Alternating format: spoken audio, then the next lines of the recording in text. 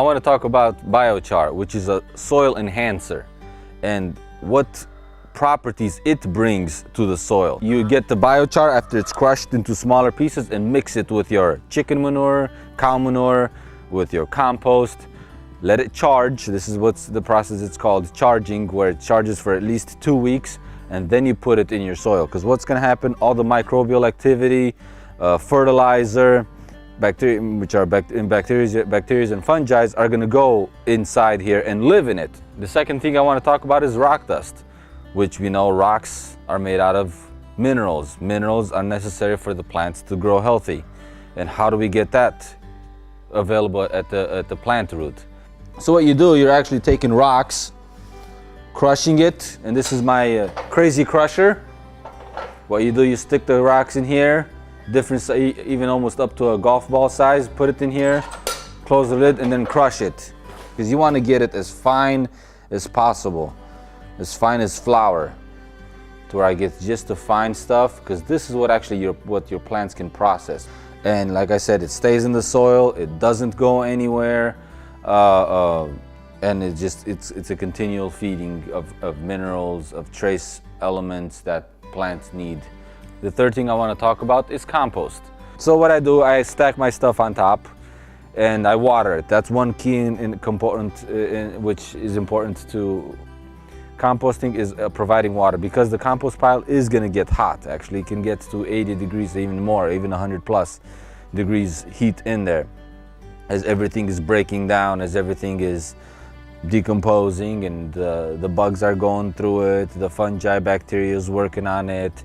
And then this is kind of like a flow through compost pile. I add it on top, and then underneath, I just took the board out of the way and take compost from underneath. What I do, as you can see, there's still twigs, which I throw them back on top. I put them here on my sifter, and I sift. This is full of microorganisms, actually, so that's what we got to keep in mind.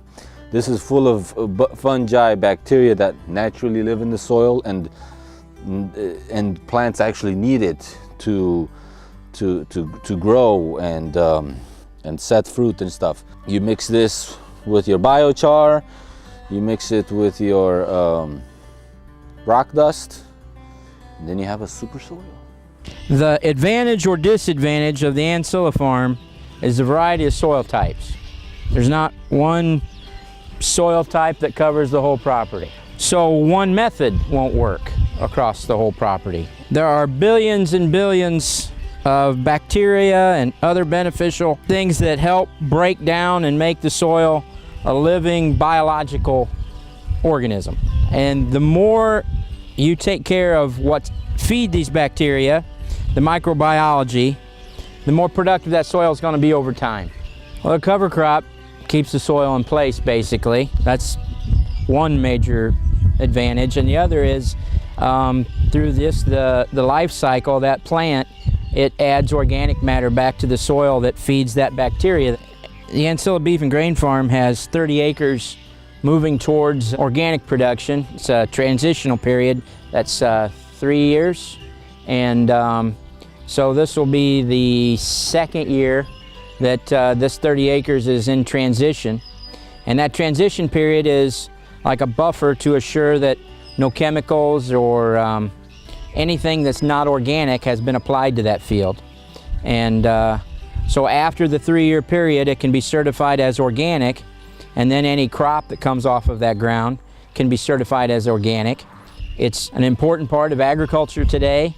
There's definitely a need for it, and it's neat that Ancilla is incorporating that into their program.